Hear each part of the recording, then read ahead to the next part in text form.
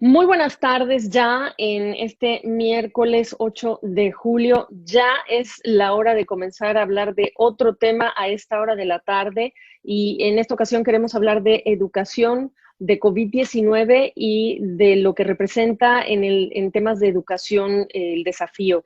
Y lo quiero hacer a partir de un acuerdo muy interesante que se ha firmado por varias universidades y casas de estudio en el mundo en relación con el apoyo que le dan a la movilidad internacional de los estudiantes. Pero no soy yo la que tiene los detalles ni la visión de este acuerdo, sino mi invitado, así que saludo directamente hasta Madrid, espero no equivocarme, a Santiago Íñiguez, el presidente del IE University. ¿Cómo estás? ¡Qué milagro! Buenas tardes desde Madrid, Gabriela. Un placer hablar contigo a pesar de que lo tengamos que hacer a través de plataformas en remoto, pero siempre es un placer el poder compartir ideas, iniciativas como esta que tú anunciabas en favor de la movilidad internacional. Que me parece además muy interesante porque, si me permites adelantar detalles, está la Pontificia Universidad Católica de Chile, el TEC de Monterrey, la Universidad de los Andes en Colombia, la Universidad de Desarrollo en Chile, la Universidad del Pacífico en Perú, la de San Andrés en Argentina, la Universidad San Francisco de Quito, Ecuador, como las instituciones firmantes de este acuerdo. ¿De qué se trata? Bueno, es un acuerdo que hemos promovido varias universidades, además de las muy importantes de América Latina, también otras como la Universidad de Harvard o Brown o Yale en Estados Unidos, y el propósito es rescatar algo que está en la misma esencia de las universidades. Las universidades que se fundaron originalmente en Europa en el siglo XIII, los profesores, los estudiantes iban desde Bolonia a París, a Salamanca. Se hablaba latín, era la lengua vehicular, y el objetivo era tener esa diversidad que es consustancial a la idea de universidad. Está en la propia palabra universidad. Las universidades son universales. Por eso es muy importante esa diversidad en el campus, el tener personas que piensan distinto, que tienen distintas nacionalidades, que tienen distintas etnias, que proceden de distintas razas, distintas visiones del mundo, género, orientación sexual. Todo eso genera una innovación en el campus y unas oportunidades de intercambio que realmente es parte del proceso educativo. Definitivamente, y la experiencia ahora, cómo se está viendo desafiada por el COVID-19 y los modelos de negocio de las universidades privadas también desafiadas para lo que viene a futuro. En la práctica, ¿qué representa? ¿Qué le representa a un estudiante? ¿Qué significa para una casa de estudios conectada con este proyecto? Bueno, vamos a promover muchas iniciativas con los gobiernos, con instituciones internacionales, para intentar que la movilidad internacional de estudiantes y de profesores, también es muy importante porque los profesores se ven también con muchos problemas, de las ideas, de los proyectos de investigación, no tengan esas fronteras, esos bordes que impiden el intercambio de investigación, de ideas tan importante para la universidad. Ya hemos, por ejemplo, en Europa, todos los estudiantes universitarios pueden entrar dentro de lo que es el espacio europeo, acreditando, pues, lógicamente, que están admitidos en una universidad europea. Lo que vemos, desgraciadamente, es que no solamente el COVID, sino también el populismo, el nacionalismo excluyente, la xenofobia, ha cerrado también la puerta de muchas universidades a estudiantes internacionales. Y eso es trágico, es dramático. Digamos entonces que esto representa el compromiso de, aunque no te puedas mover o viajar, o significa el compromiso de alentar una vez que estemos en otra circunstancia también que puedas viajar y compartir, etcétera. Bueno, la idea es promover que puedan viajar físicamente. Pensemos que los estudiantes internacionales son uno de los colectivos más supervisados y controlados. Antes de acceder a una universidad, se les pide que acrediten sus títulos, sus certificados, su nacionalidad. Tenemos todos los documentos, los certificados necesarios.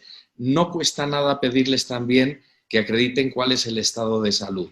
Ya muchas universidades, por ejemplo nosotros en IE University, tenemos una aplicación en la que los alumnos introducen sus datos médicos. Eso no lo controlamos nosotros, está centralizado en una base que gestiona los casos para, de alguna manera, controlar que alguien que lógicamente esté contagiado pues no pueda entrar en campus, guarde una cuarentena, siga un tratamiento, de manera que es muy fácil controlar este tipo de casos, aislarlos y lógicamente intentar que el campus de cualquier universidad sea el espacio más seguro donde se implementan todos esos protocolos. Por lo tanto, es garantizar la movilidad, pero también hay un ideal más importante y es el abrazar esta idea de diversidad. Yo creo que en los últimos meses hemos visto episodios trágicos en los cuales ha habido rebrotes de racismo. Hemos visto también cómo se producen también episodios contra la diversidad en términos de género. Acabamos de celebrar, por ejemplo, también la Semana del Orgullo Gay virtual en muchos países. Y, sin embargo, hay muchos campus, hay muchos países donde la gente que piensa diferente tiene que estar confinada. Estamos hablando de un confinamiento casi más dramático, tiene mucho más peso que un confinamiento de salud. Por lo tanto, la idea es promover ese ideario universitario contra el racismo, contra la xenofobia, contra todo lo que tenga que ver no respetar la diversidad y a cualquier ser humano, con independencia de lo que piense, siempre lógicamente dentro del marco del respeto a los derechos humanos.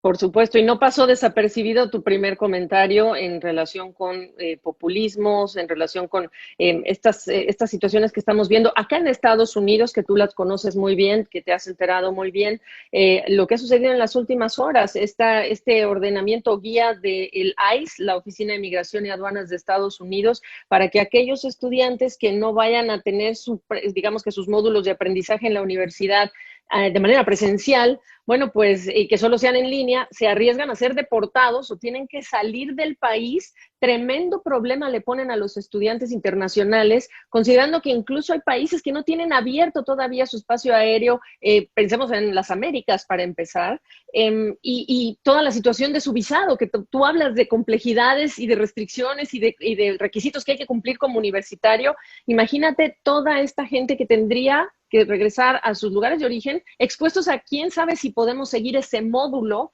porque o no hay internet o las circunstancias son más difíciles. Pienso hasta Venezuela, por ejemplo.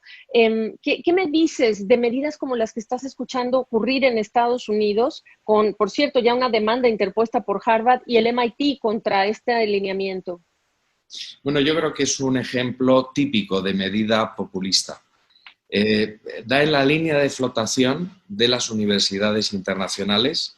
Las grandes universidades norteamericanas siempre han sido receptoras de talento internacional y, desgraciadamente, en los últimos 4 años se han visto perjudicadas por todas estas medidas que limitan la entrada de talento, que restringen las visas a estudiantes y a profesores y, lamentablemente, lo que hemos visto en estos últimos 4 años es una diáspora de talento de las grandes universidades norteamericanas hacia el resto del mundo.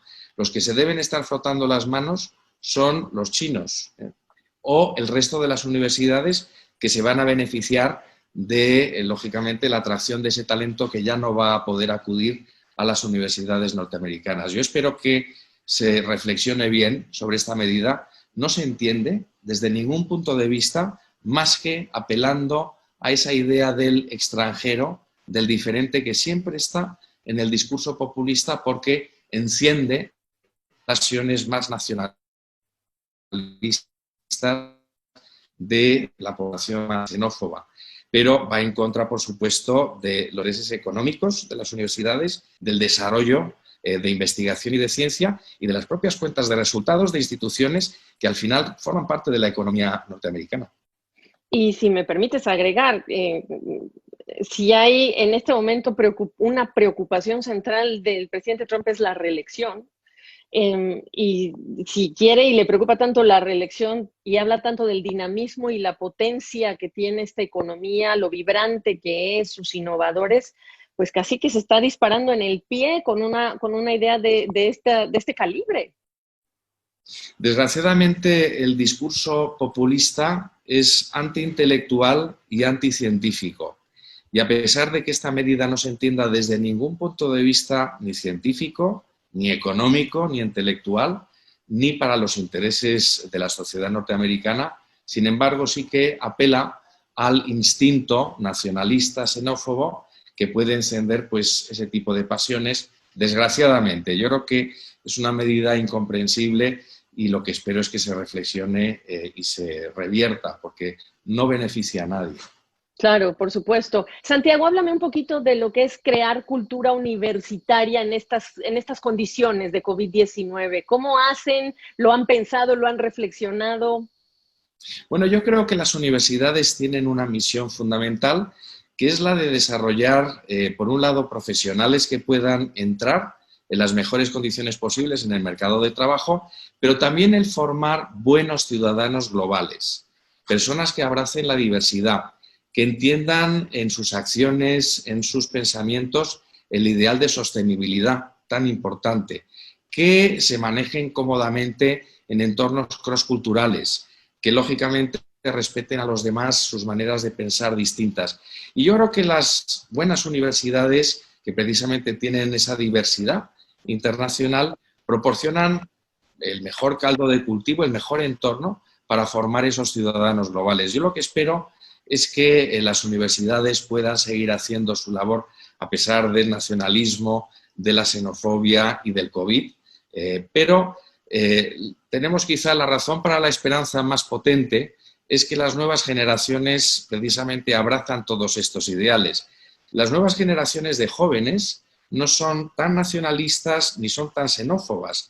Desgraciadamente, los nacionalistas y xenófobos se acumulan más bien en los segmentos más senior de las sociedades y quizá ahí tenemos también un reto, las universidades, que es el de intentar formar a las personas adultas para que puedan reincorporarse a la sociedad, renovar sus habilidades digitales y no separarse y sentirse de alguna manera abandonados por los poderes públicos. Y mira que sí, entre la tecnología y otros fenómenos han hecho sentir a muchos rezagarse o rezagados.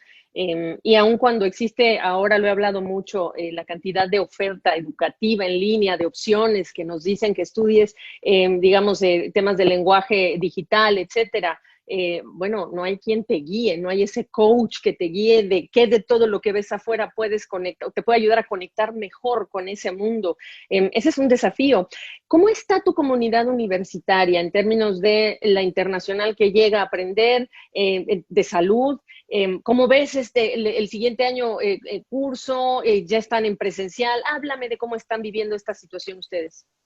Bueno, afortunadamente, todavía estamos en alerta, de alguna manera, pero en España desde el mes de marzo estuvimos pues, en una situación de confinamiento, lo que se suele denominar como estado de alarma, por 2 meses consecutivos y a partir de finales del mes de mayo empezamos a reanudar la actividad económica. Nosotros, por ejemplo, en IE University hemos reanudado las actividades on campus a principios del mes de junio y estamos preparados para impartir clases presenciales desde el mes de septiembre.